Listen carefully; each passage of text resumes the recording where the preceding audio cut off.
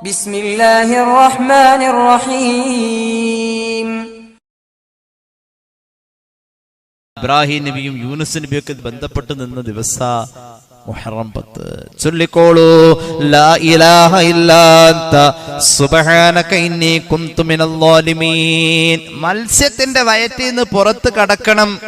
കടലിന്റെ ഭീകരമായ അന്തരീക്ഷങ്ങളെ മഹാനവറുകൾ അതിജയിക്കണം ദിക്റ് ചൊല്ലി. അത് മുഹറം 10 ഒറ്റ ദിവസം മത്സ്യത്തിന്റെ വയറ്റിൽ കിടന്നത് എന്ന അഭിപ്രായം ഉണ്ടെങ്കിൽ അത് മുഹറം 10 തന്നെ ആ കയറിയതും ഇറങ്ങിയതും. അപ്പൊ അതൊരു ഭൗതിക ആവശ്യം നടക്കാൻ ഈ ദിക്റ് ചൊല്ലി. കടല് പിളരണം, രണ്ട് അരികിലേക്ക് ഇങ്ങനെ മാറി നിൽക്കണം. അപ്പോഴുണ്ട് ഇങ്ങനെ മുകളിലേക്ക് നോക്കിയാൽ അറ്റം കാണില്ല. വെള്ളം ഇങ്ങനെ കല്ല് പോലെ ഒരു വഴി തീർത്തിങ്ങനെ വകഞ്ഞു മാറ്റി വെച്ച പോലെ മൂസ നബി അലൈഹിസ്സലാമിന് നടന്നു പോകാൻ അലാസ്റ്റിക് വലിച്ച പോലെ മുന്നോട്ട് വഴി കുറഞ്ഞു. പിന്നീന്ന് വന്നവർക്കൊക്കെ വഴി ദീർഘം. 6 ലക്ഷത്തോളം വരുന്ന പട്ടാളക്കാരും ഫറോവയും പിന്നാലെ കൂടി മൂസാ നബിയുടെ മുന്നിലെ വഴി ചുരുങ്ങി ചുരുങ്ങി ഫറോവയുടെ പിന്നിലേക്ക് അത് കൂടിക്കൂടി. നടക്കുന്തോറും എത്തുന്നില്ല. മൂസാ നബി നടക്കുന്തോറും വേഗം കടലങ്ങ് കടക്കുന്നത്. ഇങ്ങനെ ഒരു അത്ഭുതം ഈ ലോകത്തുണ്ടായിട്ടുണ്ട്.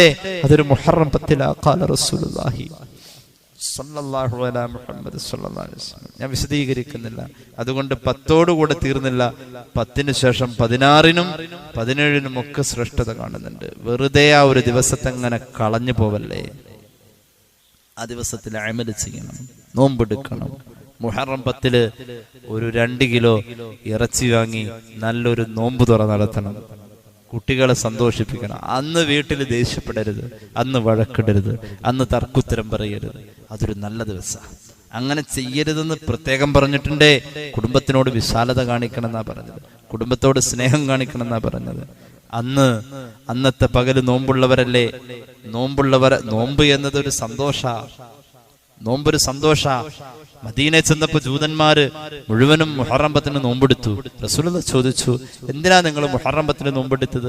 അവര് പറഞ്ഞു, ഫറോവയെ വെള്ളത്തിൽ മുക്കിക്കൊന്ന് മൂസ നബി അല്ലാഹു രക്ഷപ്പെടുത്തിയത് മുഹറം 10 ഞങ്ങളെങ്ങനെയാ സന്തോഷിക്കാതിരിക്കാം?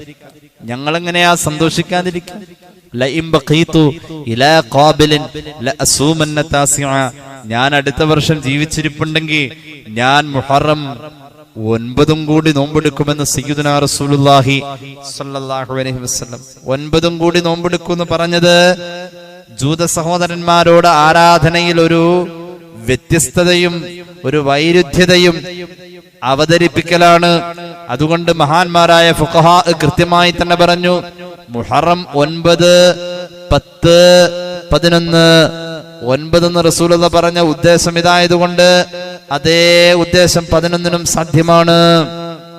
മുഹറം മാസത്തിൽ മൊത്തവും നോമ്പെടുക്കാവുന്നതാണ് എന്ന് മഹാന്മാരായ പണ്ഡിതന്മാർ പറഞ്ഞിട്ടുണ്ട്. കാരണം ഖുർആൻ പവിത്രമെന്ന് പറഞ്ഞ 4 മാസങ്ങളിലും നോമ്പെടുക്കാൻ ഹദീസ് കൊണ്ട് സ്ഥിരപ്പെട്ടതാ. അത് പ്രത്യേകിച്ച് മുഹറമിന്റെ ആദ്യത്തെ 10 ദിവസം,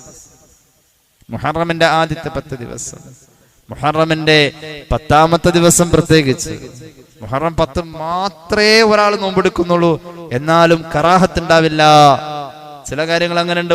ഒറ്റക്ക് ഇത് കറാഹത്ത് വരുന്നത്. പക്ഷെ മുഹറം 10 വിഷയത്തിൽ അങ്ങനെയില്ല. വേദഗ്രന്ഥങ്ങൾ മൂസാ നബിക്ക് തൗറാത്ത് അല്ലാഹു കൊടുത്തത് മുഹറം 10 ഇദ്രീസ് നബി അലൈഹിസ്സലാം ആകാശത്തേക്ക് ഉയർത്തിക്കൊണ്ടുപോയി മുഹറം 10 അത്ഭുത. ഇദ്രീസ് നബിയുടെ ആകാശ ആരോഹണം അത്ഭുതമാണ്. മരിച്ചിട്ടില്ല, ഇപ്പോഴുണ്ട്, ജീവിച്ചിരിക്കുക. മഹാനായ അൽ ഹാഫിദ് ഇബ്നു ഹജർ അൽ അസ്ഖലാനി ഫത്ഹുൽ ബാരിയിൽ പറയുന്നുണ്ട്, 4 നബിമാർ ഇപ്പോഴും ജീവിച്ചിരിക്കുക. ഹയ്യാനി ഫിൽ അർളി ഖലറും വ ഇല്യാസു വ ഫിസ് സമാഇ കദാ ഇസാ വ ഇദ്രീസു. ഭൂമിയില് 2 പ്രവാചകന്മാർ ജീവിച്ചിരിക്കുന്നു. ആകാശത്തിലും 2 പേര് ജീവിച്ചിരിക്കുന്നു, മരിച്ചിട്ടില്ല. അങ്ങനെ 2 നബിമാര് ഭൂമിയിലുണ്ട്. ഒന്ന് ഇദ്രീസ് നബി, ഒന്ന് ഇല്യാസ് നബിയാ, പിന്നെ ഖദർ നബിയാ. ആകാശത്തിലുള്ളത് ഈസ നബിയാ, ഇദ്രീസ് നബിയാ. ഭൂമിയിൽ ഖദറും ഇല്യാസും, ആകാശത്തിൽ ഈസയും ഇദ്രീസും അലൈഹിമുസ്സലാത്തു വസ്സലാം. ഖദർ നബി ഉണ്ടോന്നൊക്കെ ആളുകൾ ചോദിക്കുന്നുണ്ട്. ഖദർ നബി ഉണ്ടല്ലോ. ഏകദേശം ഒരു 7500-8000 വയസ്സ് പ്രായം ഉണ്ടാവും മിക്കവാറും. ഖദർ മഹാനായ നൂഹ് നബി അലൈഹിസ്സലാത്തു വസ്സലാമിന്റെ കാലഘട്ടക്കാരനാണ്. അബുൽ അബ്ബാസ് അൽ ഖദർ ബൽ ഇബ്നു മൽക്കാൻ, അങ്ങനെയാ പേര്. ഈ 3 പേരും കൂടി കാണാതെ പഠിച്ചു വെച്ചാൽ വലിയ നേട്ടം ഉണ്ടാവുന്ന തസൂഫിന്റെ ഉലമാ പറഞ്ഞിട്ടുണ്ട്. ഒന്ന് പറഞ്ഞു നോക്കാവോ? അബുൽ അബ്ബാസ്, ഖദർ നബിയുടെ ഒരു പേരാണിത്, അബുൽ അബ്ബാസ്. ഒന്ന് പറഞ്ഞേ, അബുൽ അബ്ബാസ്. രണ്ടാമത്തെ പേര് അൽ ഖദർ, ഖദർ എന്നും പറയും ഖിദർ എന്നും പറയും, അൽ ഖദർ. മൂന്നാമത്തെ പേര് ബൽ ഇബ്നു മൽക്കാൻ, ബൽ ഇബ്നു മൽക്കാൻ അലൈഹിസ്സലാം. അബുൽ അബ്ബാസ് അൽ ഖദർ ബൽ ഇബ്നു മൽക്കാൻ അലൈഹിസ്സലാം ഇപ്പോഴും ജീവിച്ചിരിപ്പുണ്ട്. ഖദർ എന്നുള്ള പേര് തന്നെ ഐശ്വര്യ. എവിടെയെങ്കിലും വന്നു കയറി അവിടെ ഖദറാവും. ഖദർ എന്ന് പറഞ്ഞ പച്ചപിടിക്കാന്ന, പച്ചപിടിക്ക. ആ മഹാന്റെ സന്ദർശനം ഉണ്ടെങ്കിൽ ബർക്കത്തായി. ഖദർ അലൈഹിസ്സലാത്തു വസ്സലാമിനെയൊക്കെ കാണാൻ കഴിയാവുന്നത് മഹാഭാഗ്യം. അള്ളാഹു നമുക്ക് തൗഫീഖ് നൽകട്ടെ. ഖദർ നബീനൊക്കെ കാണുന്ന മഹാന്മാരൊക്കെ ഉണ്ട്. മൂസാ നബി ഖദറിനെ കണ്ടാല് ഖുർആനിലുണ്ട്. മഹാന്മാർക്ക് കാണാൻ കഴിയും. അവസാന കാലഘട്ടത്തിൽ ദജ്ജാൽ വരും. അവൻ ഒരുപാട് അത്ഭുതം കാണിക്കും. ദജ്ജാൽ വരുമ്പോ ഞാൻ നബിയാണെന്നല്ല പറയാം, ഞാൻ ത്വരീഖത്തിന്റെ ഷെയ്ഖാണെന്നല്ല പറയാം. അങ്ങനെയുണ്ട് ചില ആളുകൾ. ഞാൻ ഖുതുബുസ്സമാനാണെന്ന് പറഞ്ഞ് വരുന്ന ആളുകളൊക്കെ ഉണ്ട്. ഷെയ്ഖും നബിയും അതൊക്കെ ലോകത്ത് വന്നു. ഇനി ഒരാൾ വരാൻ പോണത് അള്ളയാണെന്നും പറഞ്ഞുകൊണ്ടാ വരാം. അങ്ങനെയുണ്ടല്ലോ വ്യാജ ഷെയ്ഖുമാരൊന്നുണ്ട്. ഞാൻ ഔലിയാന്ന് പറഞ്ഞു വന്ന ഒരുപാട് പേരുണ്ട്. ഞാൻ നബിയാണെന്ന് പറഞ്ഞു വന്ന മിർസ ഗുലാം അഹ്മദ് ഖാദിയാനി ഉണ്ട്. മുസൈലിമത്തുൽ കദ്ദാബ് ഉണ്ട്. ദജ്ജാൽ വരുന്ന നബിയും ഔലിയ ഒന്നുമല്ല. അതിന്റെ മുകളിലേക്ക് പിടിച്ച മൂപ്പര് ഞാൻ അല്ലയാ അങ്ങനെ പറഞ്ഞവരാ. എന്താ കാര്യപ്പതിന്? ഞാൻ മരിച്ചവരെ ജീവിപ്പിക്കും, ജീവിച്ചിരിക്കുന്നവരെ മരിപ്പിക്കും. യുഹ്യി വ യുമീത്, ജീവിപ്പിക്കുന്നവനും മരിപ്പിക്കുന്നവനും. അങ്ങനെ ഇരിക്കെ അത്ഭുതം കാണിക്ക. ഇങ്ങനെ മരിച്ചവരെ ഒരാളങ്ങോട്ട് പിടിക്കുക, 2 പിളർപ്പാക്ക, എന്നിട്ട് അയാളങ്ങോട്ട് കൊന്നിടാ. അപ്പൊ തന്നെ അയാളങ്ങോട്ട് എടുക്കുക, വീണ്ടും കൂട്ടി യോജിപ്പിക്കുക, ഒന്നങ്ങോട്ട് തലോടി വിടാ. അങ്ങനെയാണ് ദജ്ജാൽ കാണിച്ചുകൊണ്ടിരിക്കുക.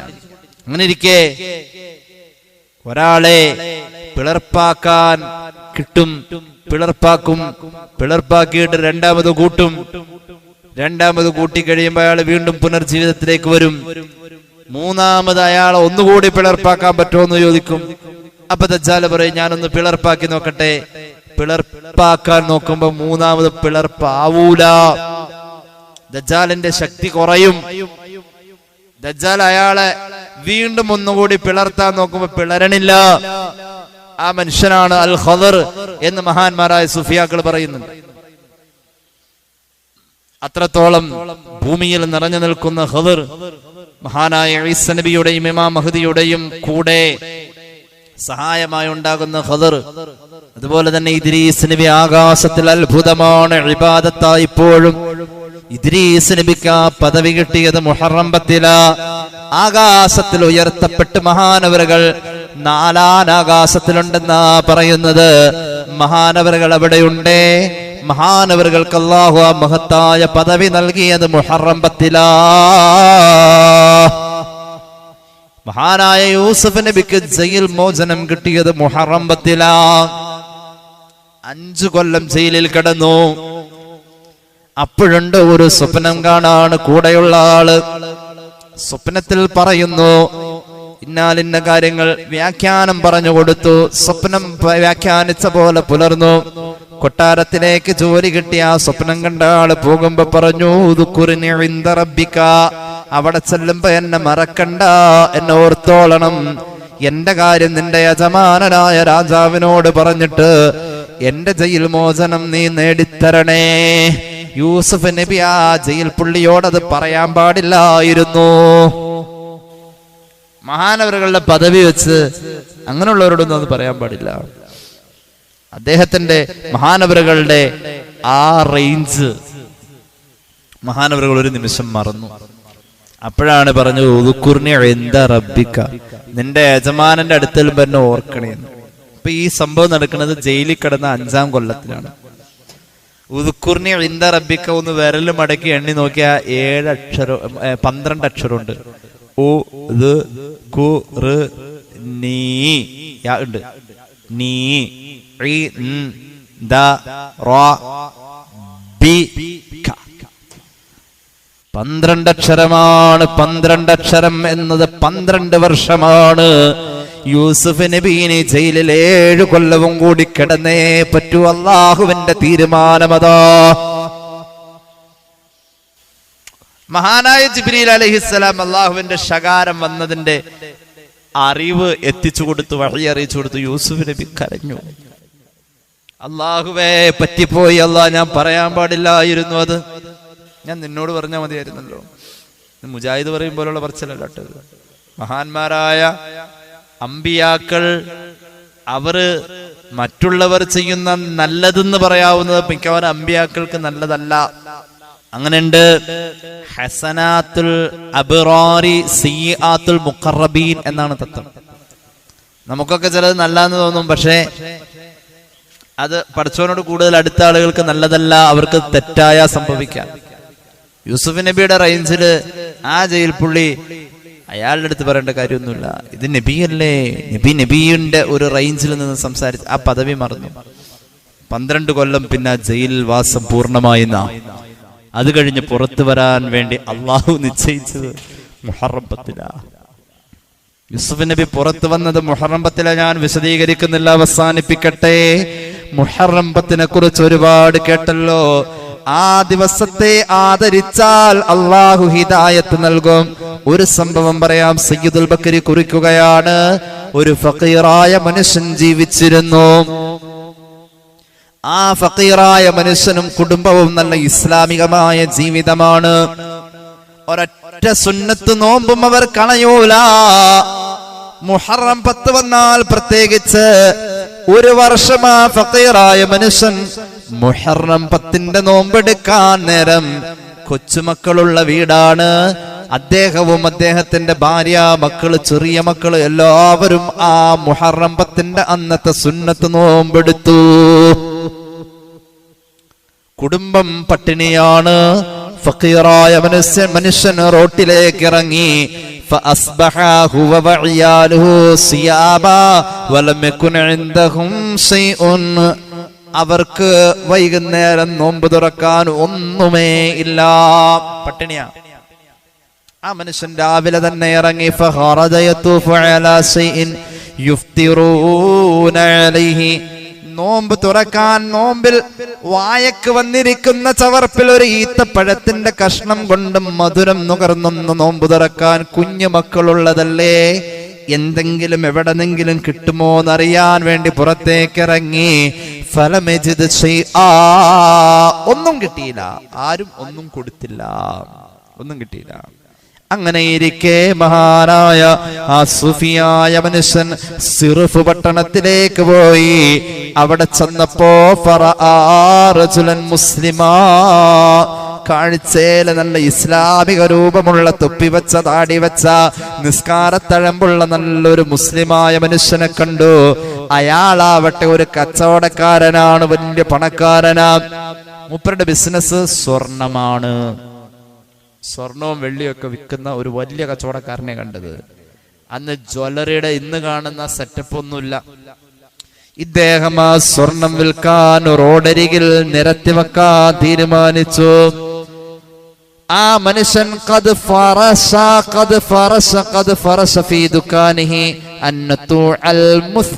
വിലപിടിപ്പുള്ള അദ്ദേഹത്തിന്റെ വിരിപ്പ് അദ്ദേഹത്തിന്റെ കച്ചവടശാലയിൽ അദ്ദേഹം വിരിച്ചു.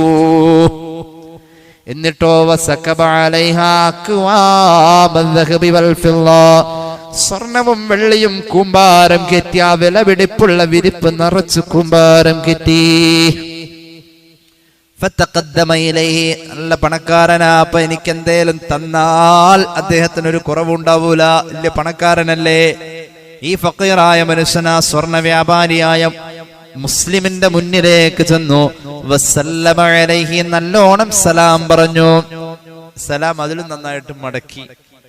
എന്നിട്ട് പറഞ്ഞു, യാ സയ്യിദ്, പ്രിയപ്പെട്ടവരെ, ഓ പ്രിയപ്പെട്ട യജമാനനെ, അന ഫഖീർ, ഞാനൊരു പാവപ്പെട്ടവനാണ്.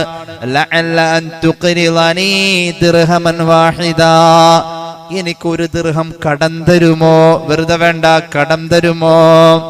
കടം തരുമോ? എന്തിനാണത്? അസ്തരീബിഹി ഫുതൂറൽ ലിഅയാലി, എന്റെ കുടുംബത്തിന് വൈകുന്നേരം നോമ്പ് തുറക്കാനുള്ള എന്തെങ്കിലും ഒന്ന് വാങ്ങാനാ. കേട്ടിട്ടുണ്ട് ഇത് മുമ്പ്? കടായിട്ട് ചോദിച്ചു, കടം ചോദിച്ചു. മാത്രവുമല്ല, കടം തന്നതിന്റെ പേരിൽ തിരിച്ച് കടം കൊടുത്താൽ മതിയല്ലോ, വീട്ടിയാൽ മതിയല്ലോ. എനിക്ക് നോമ്പ് തുറക്കാൻ, എന്റെ കുടുംബത്തിന് നോമ്പ് തുറക്കാൻ ഒരു ദിർഹം കടം തന്നാൽ വാദുലക, ഇന്നത്തെ ഈ മഹത്തായ ദിവസം, ഫിഹാദൽ യൗമി, ഈ പവിത്രമായ മുഹറം 10 ഈ ദിവസത്തിൽ ഞാൻ നിങ്ങളുടെ കച്ചവടത്തിൽ ബറക്കത്തുണ്ടാവാൻ ഞാൻ ദുആ ചെയ്യാം. ഒരു ദിർഹം കടം തരുമോ എന്ന് ചോദിച്ചു. ഫവല്ലാ ബിവജ്ഹിഹി അൻഹു, ഈ മുതലാളി സ്വർണ്ണ കച്ചവടക്കാരനായ മുസ്ലിം മുഖം തിരിച്ചു. വലം യുഅ്തിഹി ശൈആ, ഒന്നും കൊടുത്തില്ല. ഫറജഅൽ ഫഖീർ വഹുവ മക്സൂറുൽ ഖൽബി, ഖൽബ് പൊട്ടിയ ഒരു മുസ്ലിമിന്റെ രൂപവും കോലവുമുണ്ട്. വല്ലാത്ത പ്രതീക്ഷയിലാ ഞാൻ അവിടെ എത്തിയത്. ഞാൻ സൗജന്യമായി ചോദിച്ചതല്ല, ഒരു ദിർഹം കടം തരുമോ എന്ന് ചോദിച്ചു. എന്റെ ആത്മാർത്ഥമായ മനസ്സോടുകൂടെ ഞാൻ ഇന്ന് ദുആ ചെയ്യാമെന്ന് പറഞ്ഞു. അയാൾ എന്നെ പരിഗണിച്ചില്ലല്ലോ. മനസ്സ് പൊട്ടി കരഞ്ഞു പോയി. വവല്ലാ, അദ്ദേഹം തിരിഞ്ഞു നടന്നു. ഒരുപാട് വട്ടം കണ്ണുനീര് തുടച്ചു. എന്നിട്ടും കരഞ്ഞു പോവാ, എന്റെ പൊന്നുമക്കൾക്ക് കൊടുക്കാനൊന്നുമില്ലല്ലോ അല്ലാ. നടന്നു, അവശനായി. ഈ കാഴ്ച ദൂരെ നിന്ന് കണ്ടുകൊണ്ടിരിക്കായി കച്ചവടക്കാരന്റെ മുന്നിൽ ചെന്ന് ദിർഹം കടം ചോദിച്ചപ്പോ കൊടുക്കാതെ മുഖം തിരിച്ച് പറഞ്ഞയച്ചത് ദൂരെ നിന്നുകൊണ്ട് കണ്ടുനിന്നു ഈ സ്വർണ്ണ കച്ചവടക്കാരന്റെ അയൽവാസിയായ ജൂത സഹോദരൻ. മുസ്ലിമായിട്ടില്ല കേട്ടോ, ജൂത സഹോദരൻ. ഫറആഹു ജാറുൻ ലഹു സിർഫി, ആ നാട്ടുകാരനായ ഈ സ്വർണ്ണ കച്ചവടക്കാരന്റെ അയൽവാസി ഇത് കണ്ടു. വകാന യഹൂദിയ, ജൂതനാണ് ആ കണ്ട ആള്. ഫനസല ഖൽഫൽ ഫഖീരി, കരഞ്ഞ കവിളിൽ നിന്നും കണ്ണുനീര് തുടച്ചു പോകുന്ന ഫഖീറായ ആ നോമ്പുകാരന്റെ പിന്നാലെ അയൽവാസിയായ സ്വർണ്ണ കച്ചവടക്കാരന്റെ അയൽവാസിയായ ജൂത സഹോദരൻ പിന്നാലെ കൂടി. എന്നിട്ടോ അടുത്തെത്തിയപ്പോൾ അദ്ദേഹത്തെ ജൂത സഹോദരൻ തോളിൽ തട്ടി വിളിച്ചങ്ങോട്ടായി കരഞ്ഞുകൊണ്ട് പോകുന്നത്,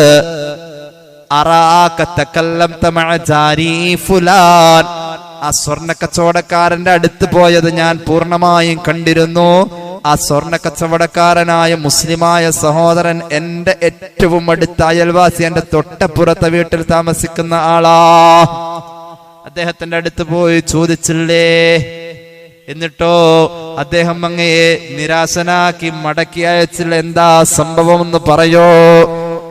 ഫഖീറായ മനുഷ്യൻ പറഞ്ഞു, ഖസത്തുഹു ഫീ ദിർഹമിൻ വാഹിദിൻ, ഞാൻ ഒരു ദിർഹം കടം ചോദിച്ചതാ.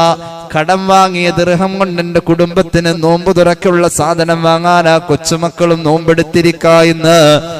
ഇന്ന് മുഹറം 10 ഫറദ്ദനി ഖൈബ, എന്നെ അദ്ദേഹം മൈൻഡ് ചെയ്തതേയില്ല.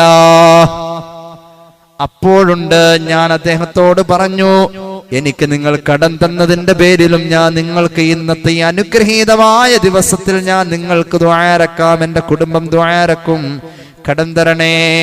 അങ്ങനെ ഞാൻ പറഞ്ഞിട്ടും അദ്ദേഹം എനിക്ക് കടം തന്നില്ല. ജൂത സഹോദരൻ ചോദിച്ചല്ല, അല്ല പ്രിയപ്പെട്ടവരെ, ഇന്നത്തെ ദിവസം നിങ്ങൾ അല്ലാഹുവോട് ദുആരക്കുമെന്ന് പറഞ്ഞില്ലേ? ഇന്നത്തെ ദിവസത്തിന്റെ പ്രത്യേകത എന്താ? വമാഹാദൽ യൗം, ഈ ദിവസം ഏത് ദിവസ?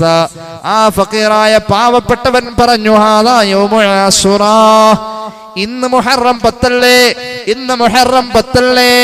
വദകറ ലഹു ബഅൽ ഫളായിലിഹി, മുഹറം 10ന്റെ കുറേ ശ്രേഷ്ഠതകൾ ജൂത സഹോദരന്റെ മുന്നിൽ ഫഖീറായ മനുഷ്യൻ പറഞ്ഞു. ഫനാവലഹുൽ യഹൂദിയു 10 ദറാഹിം, ഒരു ദിർഹം കടം ചോദിച്ചു പോയവന്, ഈ ഫഖീറായ മനുഷ്യന് കഥകൾ മുഴുവൻ കേട്ട ആ സ്വർണ്ണ കച്ചവടക്കാരന്റെ അയൽവാസിയായ ഈ ജൂത സഹോദരൻ 10 ദിർഹം കൊടുത്തു. കടമായിട്ടല്ല, സൗജന്യമായി 10 ദിർഹം കൊടുത്തു. എന്നിട്ട് പറഞ്ഞു, ഖുദ് ഹാദിഹി, ഇത് വാങ്ങണേ, വഅൻഫിഖ്ഹാ അലാ അയാലിക, കുടുംബത്തിന് വേണ്ടതൊക്കെ വാങ്ങിക്കൊടുക്കണേ. ഇക്റാമൻ ലിഹാദൽ യൗം, ഇന്നത്തെ ദിവസത്തെ ബഹുമാനിച്ചുകൊണ്ട് തന്നെയാ ഞാനിത് തരുന്നത്. ഫക്കീറായ മനുഷ്യന് സന്തോഷായി, അതും വാങ്ങിയിട്ട് അങ്ങോട്ട് പോയി. ജൂത സഹോദരന്റെ മനസ്സിലേക്ക് എന്തൊക്കെയോ ഒരു ഈമാന്റെ അലാമത്തുകളൊക്കെ വന്നു തുടങ്ങി. ജൂത സഹോദരൻ അദ്ദേഹത്തിന്റെ വഴിക്കും അങ്ങോട്ടും പോയി. ഫക്കീറായ മനുഷ്യൻ 10 ദിർഹവും വാങ്ങിയിട്ട് അയാളുടെ വീട്ടിലേക്ക് പോയി. അങ്ങനെ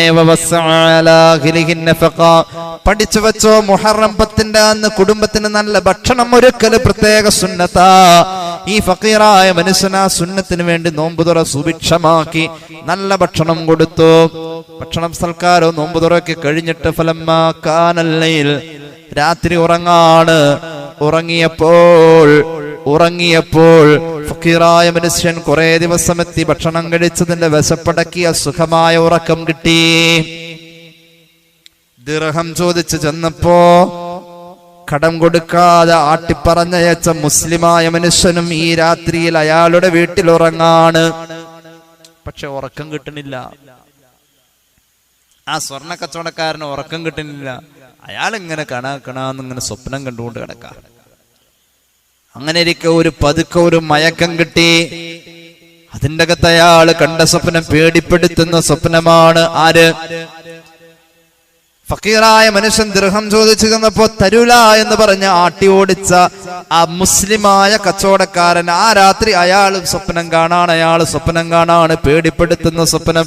ഖിയാമത്ത് നാളായി ഇപ്പൊ കാണുന്ന സ്വപ്നം.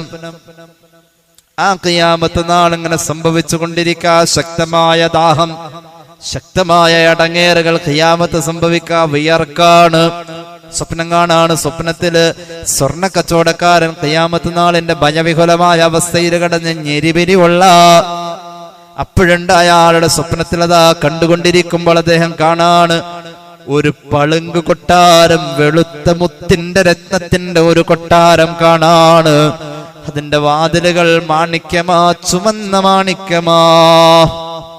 ഖിയാമത്ത് നാൾ ഇങ്ങനെ സംഭവിക്കുന്നു.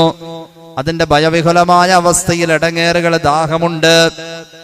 ദാഹമുണ്ട്. കൺമുന്നിലിതാ ഖിയാമത്തിന്റെ ഭയവിഹുലമായ അവസ്ഥയിലും അയാൾ ചുവന്ന മാണിക്യത്തിന്റെ കവാടങ്ങളുള്ള ഒരു വെളുത്ത മുത്തിന്റെ കൊട്ടാരം കണ്ടു. അവിടെ കുറെ വീട്ടുകാരുണ്ട്. ആ വീട്ടുകാര് വെള്ളവുമായി നിൽക്കുകയാണ്. പക്ഷേ ഈ സ്വർണ്ണ കച്ചവടക്കാരൻ വെള്ളം ചോദിച്ചിട്ട് സ്വപ്നത്തിലതാ വെള്ളം കൊടുക്കുന്നില്ല.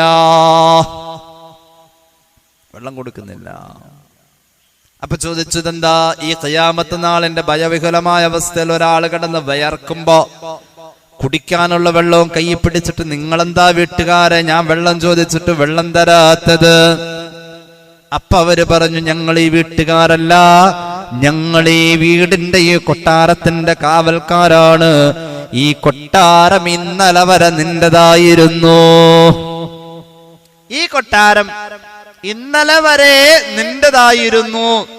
പക്ഷേ നിന്റെ മുന്നിൽ ഒരു ഫക്കീറായ മനുഷ്യൻ ഇന്ന് പകല് വന്നപ്പോ നീ അയാളെ ആട്ടി ഓടിച്ചില്ലേ? അയാള് മനസ്സ് പൊട്ടി കരഞ്ഞു പോയില്ലേ? ആ സമയത്ത് അള്ളാഹു ഈ കൊട്ടാരം നിന്റെ പേരിൽ നിന്നങ്ങ് മാറ്റി. ഈ കൊട്ടാരം മുഴുവനും നിന്റെ പേര് എഴുതി വെച്ചിരുന്നു.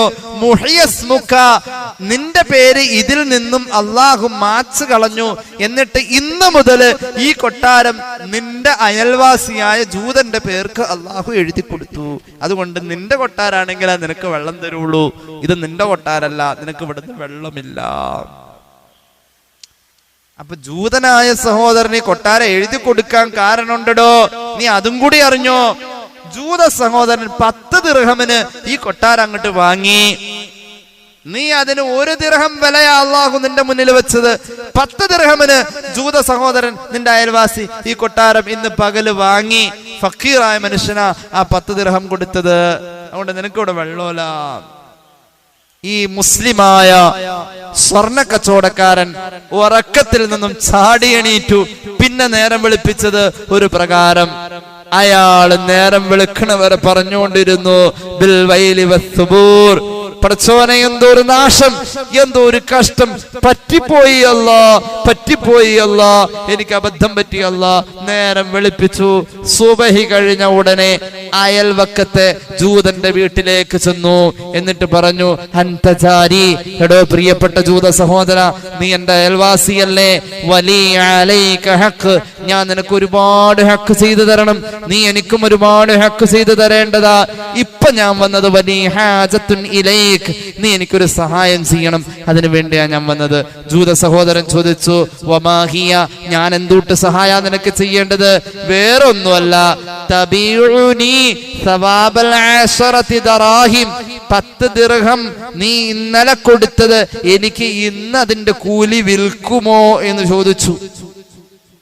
ഇന്നലെ നീ കൊടുത്ത ദിർഹമിന്റെ പ്രതിഫലം എനിക്ക് നീ വിൽക്കോ? നീ വിൽക്കുമെങ്കിൽ ഞാൻ നിനക്ക് തരാം, 100 ദിർഹം തരാം. ഫക്കീറായ മനുഷ്യന് ദിർഹം കൊടുത്ത് നീ സന്തോഷിപ്പിച്ചപ്പോ നിനക്ക് കിട്ടുന്ന ഒരു ഗുണമുണ്ട്. ആ ഗുണം നീ എനിക്കായിട്ട് ഇങ്ങോട്ട് ഹദിയാക്ക്, ഞാൻ നിനക്ക് അതിന് പകരം 100 ദിർഹം തന്നേക്കാം. മനസ്സിലാവണില്ലേ?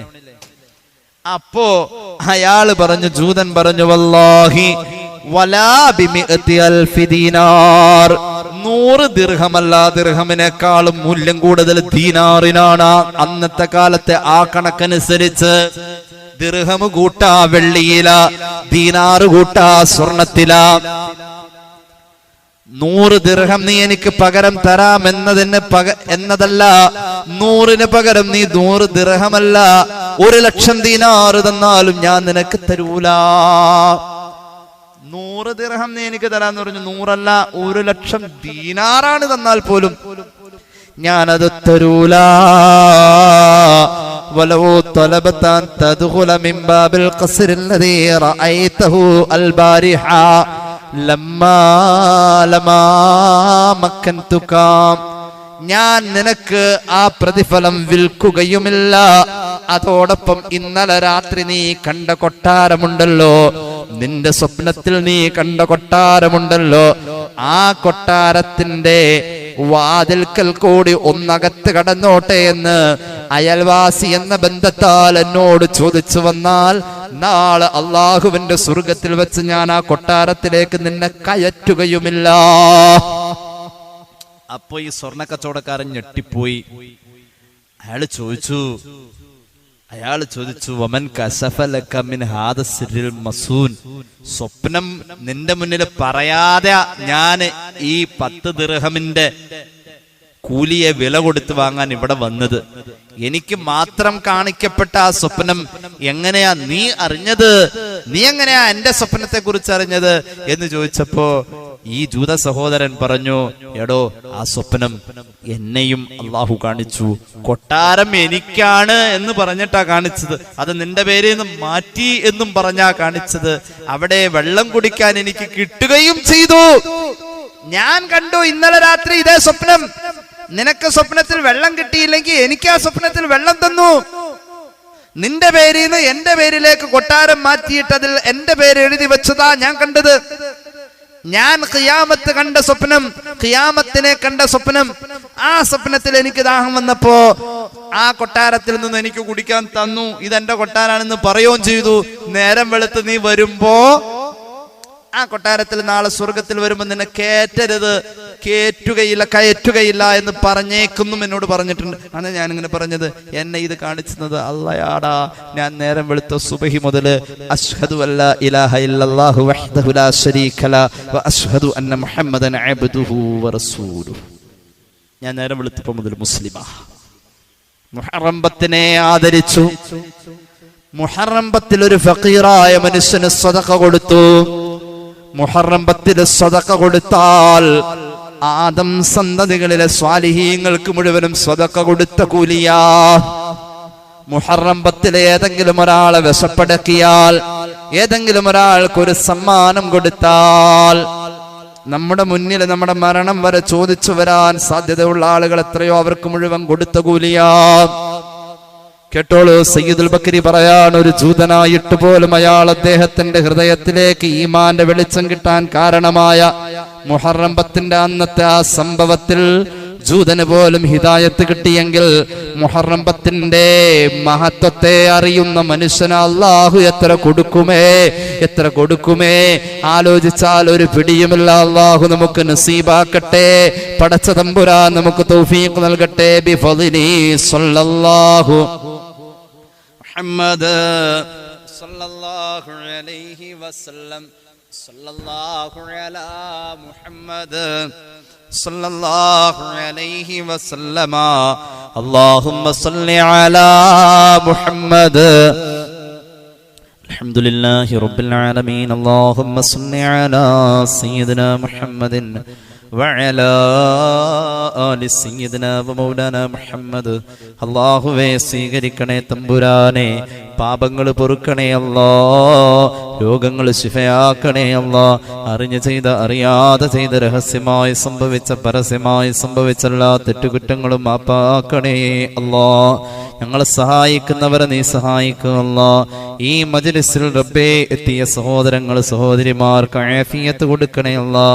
ദൂരെ നിന്ന് നടന്നു വന്നവരുണ്ട് റബ്ബേ, ഓരോ ചവിട്ടടിക്കും നീ വലിയ പ്രതിഫലം നൽകണേ അല്ലാ. അല്ലാഹുവേ ഞങ്ങളുടെ മഹല്ലിൽ അഭിവൃദ്ധി നൽകണേ അല്ലാ, ഞങ്ങളുടെ നാട്ടിൽ അഭിവൃദ്ധി നൽകണേ അല്ലാ. അല്ലാഹുവേ റബ്ബേ മകളുടെ എക്സാം പ്രത്യേകം ദുആ ചെയ്യണേ എന്ന് പറഞ്ഞ് ലക്ഷദ്വീപിലുള്ള ഒരു ഉമ്മ പ്രത്യേകം ഏൽപ്പിച്ചിട്ടുണ്ട്. അല്ലാഹുവേ ഉന്നതമായ വിജയം കൊടുക്കണേ അല്ലാ, നല്ലൊരു ജോലിയുടെ സാധ്യത കൊടുക്കണേ അല്ലാ. അവരുടെ മുന്നിലുള്ള എല്ലാ തടസ്സങ്ങളും നീ മാറ്റണേ അല്ലാ. അല്ലാഹുവേ അവരുടെ മകളുടെ കാര്യത്തിൽ അവർ ആഗ്രഹിക്കുന്ന എല്ലാം നീ നടത്തി കൊടുക്കണേ അല്ലാ. ആ കുടുംബത്തിൽ ഐശ്വര്യം നൽകണേ അല്ലാ. അല്ലാഹുവേ ദുആ വസിയത്ത് ഏൽപ്പിച്ച ഒരുപാട് ആളുകളുണ്ട്, ഖൈറും ബറക്കത്തും നൽകണേ അല്ലാ. അല്ലാഹുവേ റബ്ബേ സാധുവായ എന്നെ കേട്ടുകൊണ്ടിരിക്കുന്നവരിൽ റബ്ബേ ഹലാലായ മുറാദ് ഹസ്സലാക്കുക അല്ലാ, രോഗങ്ങൾ ശിഫയാക്കുക അല്ലാ. റബ്ബേ പല കുടുംബങ്ങളിലും പനിയും മറ്റു അസ്വസ്ഥതകളും പ്രയാസങ്ങളുമുണ്ട്, ശിഫാ നൽകണേ അല്ലാ. ഞങ്ങളുടെ കുഞ്ഞുങ്ങൾക്ക് പലർക്കും പനിയാണ് തമ്പുരാനെ, ശിഫാ നൽകണേ അല്ലാ.